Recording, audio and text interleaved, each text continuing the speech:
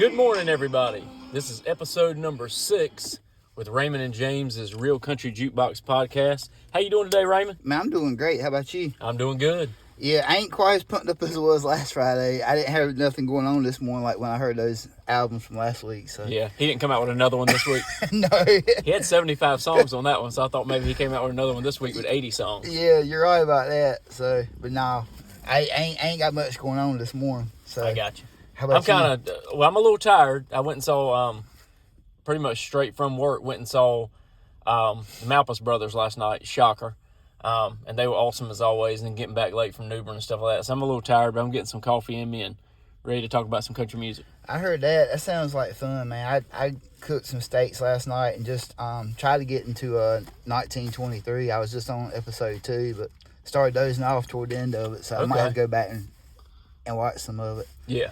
See what you missed. Yeah, but anyway, so today we've got our favorite songs from 2000 to 2009, and they can give or take a year or so, just depending on how they were listed on the album. And these, we had the whole decade to choose from, so it's not like when we did the 90s and we had one song for 99, then one for 98, one 97. We had the whole decade, so we might have 3 come out the same year. In the future, we might do another one where we single out the years, but as of this one, you got the whole year, the whole decade to choose from. So, I'll let you lead off like normal. Okay. I have got at number 10, "Have You Forgotten" by Daryl Worley. Raymond's probably already getting ready to laugh because he probably thinks I'm going to mention "Hard Rain Don't Last" for the 50,000th time. I think that's a great song. But it's actually not on that album anyway. But, yeah, Daryl Worley, "Have You Forgotten." And I'm not going to get on here and get political. That's not what I'm doing. It's fine either way you feel about whatever. But that song, was, you had a lot of songs about 9/11, like "Where Were You?" You had Toby Keith's song, "Courtesy of the Red, White, and Blue." You had a lot of songs like that. And wherever you stand on it, Daryl is the type of guy, I thought this was the best of all those songs. As much as I love Alan Jackson and "Where Were You?", I thought this was the best of the 9/11 songs because I think Daryl was diplomatic about the way he put everything in that song, but I think he was to the point and kind of in your face just enough to get his point across about what he was trying to say about bin Laden and everything else. I love the song. He was unapologetic. Sometimes you need to walk a line, that's fine, but he was very unapologetic, and I 100% agree with everything in the song. And so I've got Daryl Worley, "Have You Forgotten?" And it was a big hit for him. Yeah, my favorite part of that song was where he said, if it was up to me, I'd show it every day. Because that's very blunt, and I'm down with that. So, yeah, because some things need to be fresh on your mind about what happened. Yeah, showing sure. it every day. So yeah. Of those songs like that, my favorite one would have been "Courtesy of the Red, White, and Blue," just because it is very in your face. I like that. But I like that one too, though. I like all the ones. Yeah. Charlotte Daniels had one too, Right. So my number 10. And this was a high toss-up by 2 guys that came out about the same time. "Where I'm From" by Jason Michael Carroll, and I'll get on that in a minute, just barely beat out "High Cost of Living" by Jamie Johnson. They're both really good songs. They're both country songs. But to me, I definitely live the life from "Where I'm From." I don't live the life of "High Cost of Living," though I feel like it's a very outlaw-sounding country song. And I love the song, but that ain't me. So I chose "Where I'm From" by Jason Michael Carroll.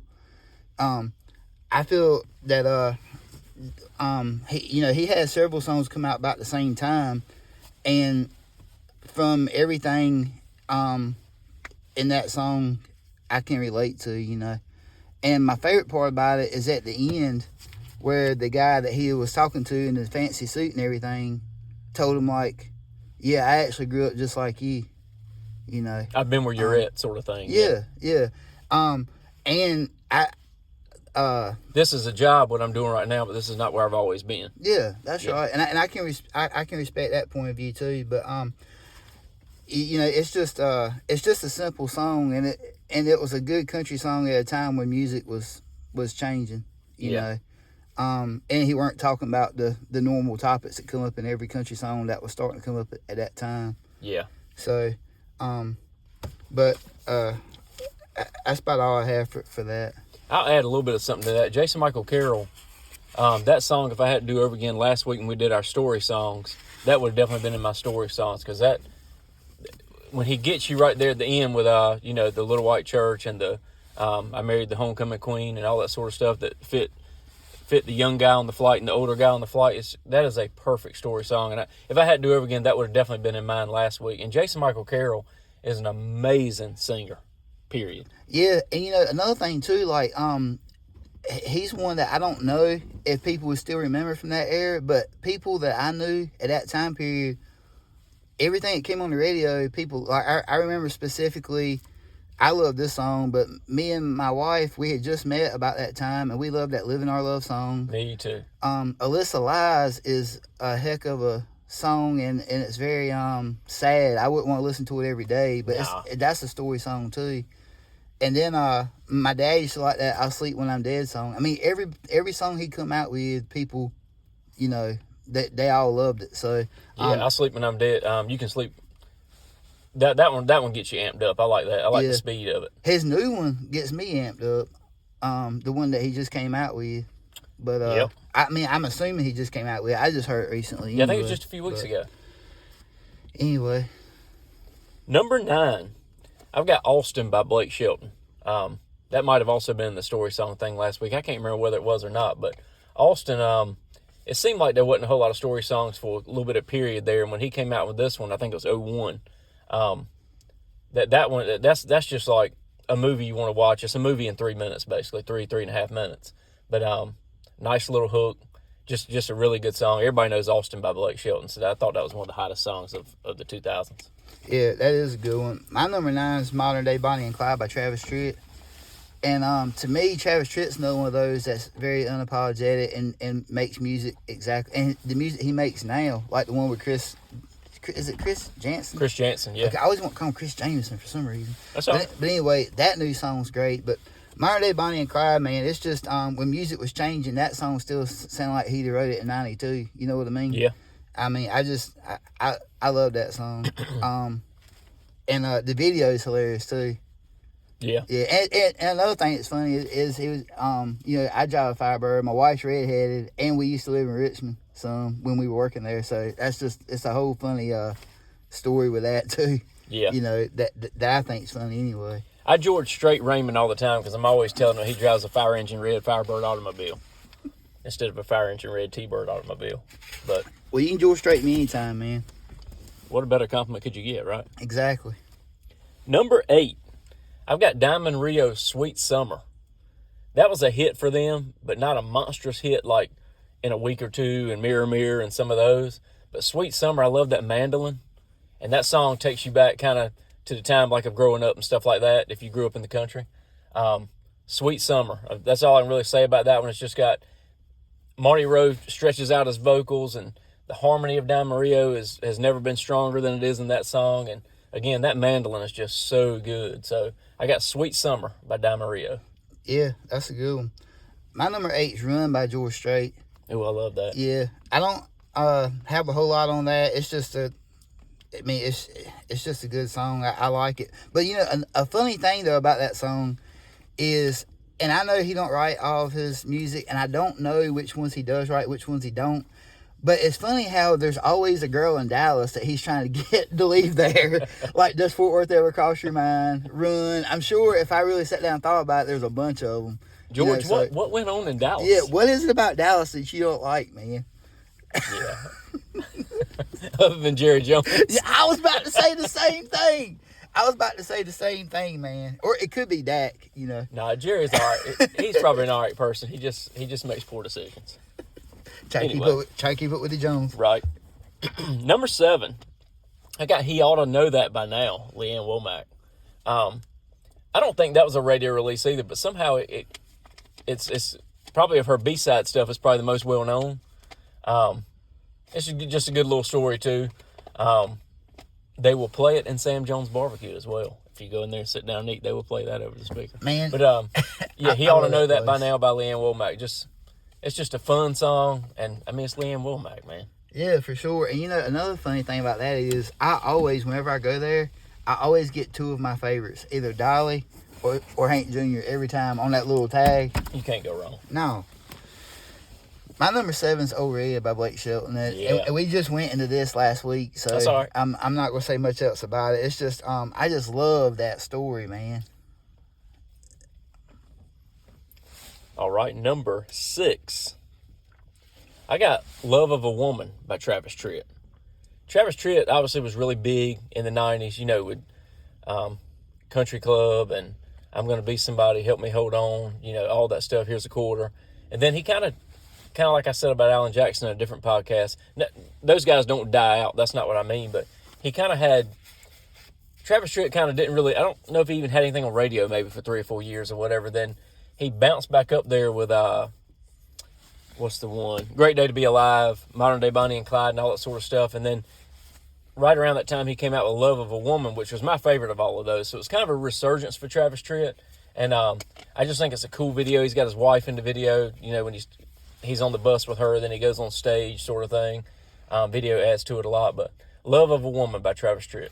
You know, and that's funny too, like, Travis Tritt's one of those, and I can't explain why, but all the stuff that he does that's more upbeat and not like a love song or even like a breakup song, I love better. I mean, I like Love of a Woman, but... You need a little more grit. Yeah, like my favorite Travis Tritt song is Put Some Drive in Your Country. Heck yeah, man. So, I mean, but I like Travis Tritt, but some of his, like, Anymore and those songs is kind of like, you know, it just ain't the same for me. One time I was listening to Put Some Drive in Your Country. I was getting ready to leave Greenville and I was going to Raleigh and I was there in 2 minutes. That's how fast, and that's what that song will do for you, man.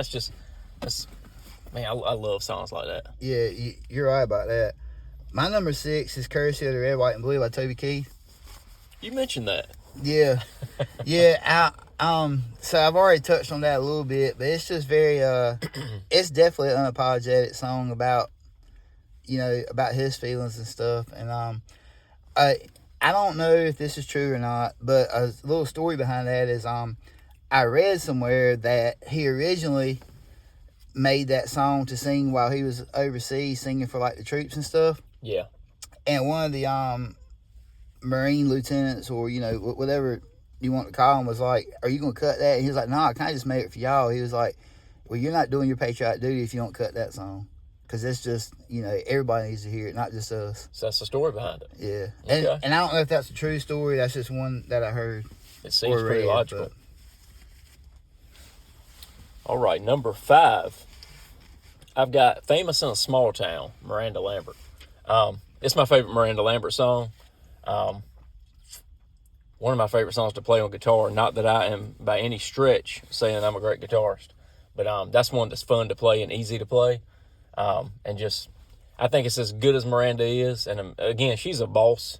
I mean, she's stayed true to doing what she started out doing early 2000s and up to right now. I mean, she's just, Miranda Lambert hasn't changed. She's just amazing. And that's my favorite song by her. Yeah, that is a good one. I like the part about shooting the first buck of the season. Yeah. Yeah. My number 5 is, and this song more than any other song up here gets me amped up, man. It's Smoke a Little Smoke by Eric Church. Yeah. That song is, man, I just love it. And you know, when we were on the Outsiders tour and we were in the pits, like the opening act, whoever that was, had done left, and like you were waiting for him, and you kept seeing that skull for Chief with the that Cotton Axe skull with the bandana, and it would flash with other stuff, and they kept just playing that song over and over and over, man. And every time I hear that now, I'm like, gosh, man, I get pumped up to hear that. I actually had to take a big exam for class, and I was like, I listened to that the whole way there, and then I was like, well, I got here about 15 minutes early, I should study. I was like, no, you know what? I'm just going to crank this, and just whatever happens on the exam. It's you know the same what I mean? thing as studying. But yeah, that song is really good. And another thing too, and I don't know if this is true or not, but I heard that in the early days, I think this was on the Carolina album.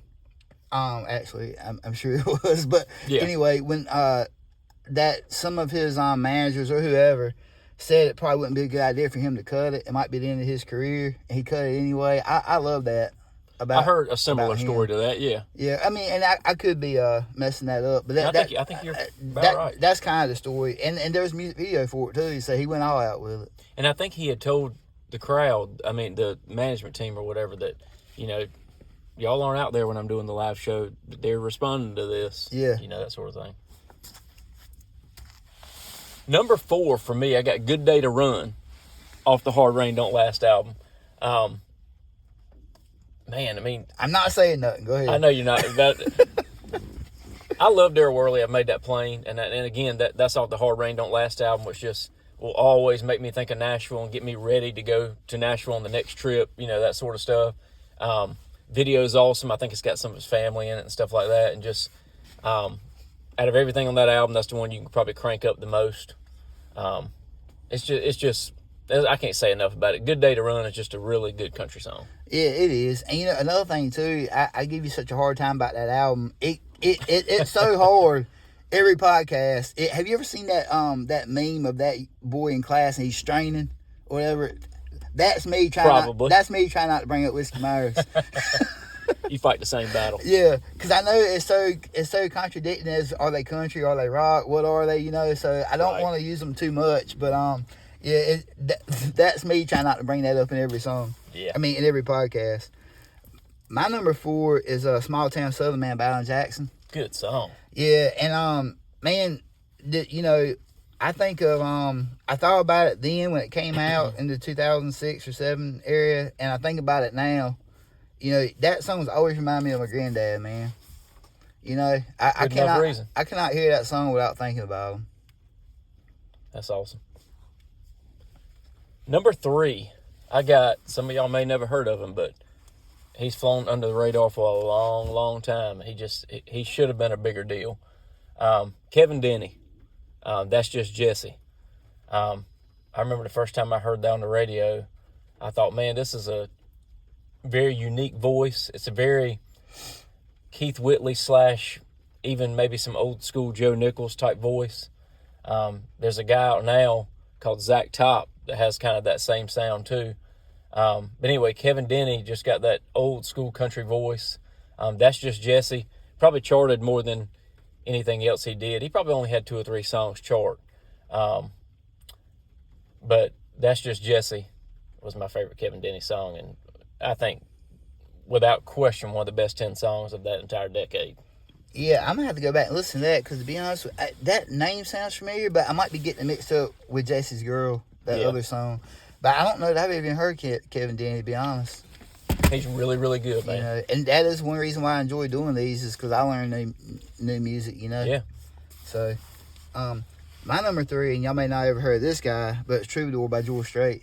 George Strait. That seems familiar, man. I'm trying to think of where I know him from. He was in that movie Pure Country. He is in that movie Pure Country. But yeah, to me, Troubadour, like, what a better song for him to come out with when everything was changing. You know, I mean, that's just, you know, there's you know, that one line about the mirror or whatever. Yeah. That I love. And this is corny, but it's the truth. Every year on my birthday, when I get a text that says, happy birthday, you know, how's it feel to be, you know, 35 or whatever, I'm always like, well, I still feel 25 most of the time. Nice. Number 2, I got Mud on the Tires, Brad Paisley. Still, that little guitar intro just gets me pumped up all the time. I love hearing him do that one on the Opry. For a while, I watched the Opry every Saturday night. I haven't watched it much lately because it keeps showing reruns. But yeah, Mud on the Tires, man, it's just a great country song. It is. And another funny thing about that song is the opening line, that I got some big news, the bank finally came through. Like, how realistic is that? Yeah, I mean, he very realistic. He ain't up there saying, like, because obviously he's a millionaire. Like, yeah, I just went up there and paid cash for this F-250 or whatever. He was like, I was finally able to get approved for this truck. And, you know, he still does a lot of times, and in most of his music, even now, speak from, like, the common man's view. Like, you know, middle class people, you know, kind of how they would speak or whatever through his songs. Yeah, that's right. My number 2, and this has been from the very first time I heard it, and I was a young kid, like maybe 13. It's always been one of my favorite songs, and at one time it was my favorite, and it's kind of took a step back since then, but it's the Good Stuff by Kenny Chesney. Good song. I think that's one of those songs that just I don't know, it's a very realistic song, I think. A lot of truth in it, and it tells you what's important. Yeah, that's right. Number one for me, I got Drive by Alan Jackson. Again, probably it's hard for me to pick a favorite Alan Jackson song, but that would be in the top 2 or 3 of my favorite songs by him. Everything in that song you can relate to, if you grew up with a good family and, things of that nature. Still gets a great crowd reaction. He wrote it for his dad, and a lot of people write these sad songs for, or slower songs and stuff like that as tribute to family member. But he wanted something upbeat and positive, and he did this song. You even see that in the lyrics, Drive for Daddy Jean. Just really good song. I can't find a better song than Drive for the 2000s. Yeah, I feel the same way. I feel so much the same way that's my number one. Is it really? Yeah, we run into this all the time. I was not expecting that. I was not expecting that. We always run into this every time, man. But yeah, I second everything he said. And, I told the story before about the first time I ever actually drove on the road. I was in my old Chevrolet, and I only had them 2 knobs, and I turned it on, and that was the song that was on. So, yeah, that's just a hard to beat song. And then the video, I like the way that they have it's kind of like it's drew out, like a almost portrait. cartoonish. Yeah, cartoonish. Yeah, and it's got his daughters up there and everything. And that'll be something that's always going to be a keepsake to them. They can look back. It's almost like looking at a photo album. And they're all grown now, but at that time, almost 20 years ago, probably. Yeah, and you can tell at his concert if any song kind of like moves him inside, it's that one. Yeah. And it makes sense, too, because, his family being in the video and then the song being for his dad, everything's covered. Yep. And I'll say this, too, talking about how we both had the same number one. And if you say some more stuff about Drive, that's fine. It's funny that before we went live or went on YouTube with this, we would sit around and kind of do these, just kind of in a secluded place somewhere. We would have these discussions or do our top 10s or whatever, and we're not going to do this one on the air. This is just guys being guys. But we did the 10 most beautiful women, who we thought were the 10 most beautiful women in country music history. And we were going through the list, and I think his head was turned and my head was turned. And we're not even going to tell y'all who it was. But we got to the final one, and I just kind of looked at Raymond, and this girl hadn't been mentioned by him, and it hadn't been mentioned by me, and we were at number one. We were kind of like, should we even say it? I mean, it was so obvious who it was going to be. We'll share that with y'all later, but not today, because everybody doesn't care about that. But anyway, that's kind of the thought I had when you did that about Drive. Like, oh, we got the same number one again. Yeah. So yeah, I mean, and that's happened a couple different times. It has. Depending on what we were talking about. Has. And it's weird because like 6 through 10 are always like opposites. They're all over the place, and they start to work themselves in. So yeah. But anyway, that's all I have for this week. It's been a good one though, because another thing I say too is when we did this one, to me, I thought country music had really changed a lot by this time. But when we went back and did this, I had 30 plus songs that could have easily been in the top 10. Yeah. I mean, I did anyway. And when you go back and look at it, there were some songs I was going to put up there that I thought came out in that era, and come to find out they're like 2012, 2013. So really, I mean, there's still people out there that put out good music. There is. So and as far as I'm concerned, I wouldn't mind doing one in the decade of 2010 to 2019. Yeah. And I've said it before too. I mean, I'm big on the 90s. I think country music fell off after the 90s, and I still say that. But Raymond brought up a good point by having this topic, because I realized how much good music did come after that. I mean, I still stand by the 90s. Oh yeah, there was for sure. a little bit of a drop off, but I mean, there is. You're right. Going through it, there you go through that decade, 2000 to 2009. You're right. There is a lot of good music still out there. Yeah, I was really surprised, man, because for some reason, I don't know why, but I was thinking that first Justin Moore album came out when I was graduating high school, but I was 4 or 5 years off. I mean, it was 2009, I think, so I could have put some of them, but I mean, he's constantly putting out stuff I love. So I would definitely love to do another one. Yeah. And to be honest with you, Jason Aldean had some that I thought was going to be. So, you know, and of course, Eric's constantly putting out good music. Right. But, well, I think that wraps us up for this week. Not sure of the topic next week, but we'll have a strong one. I can guarantee you that. Hope everybody out there has a good weekend. Stay safe. Have fun.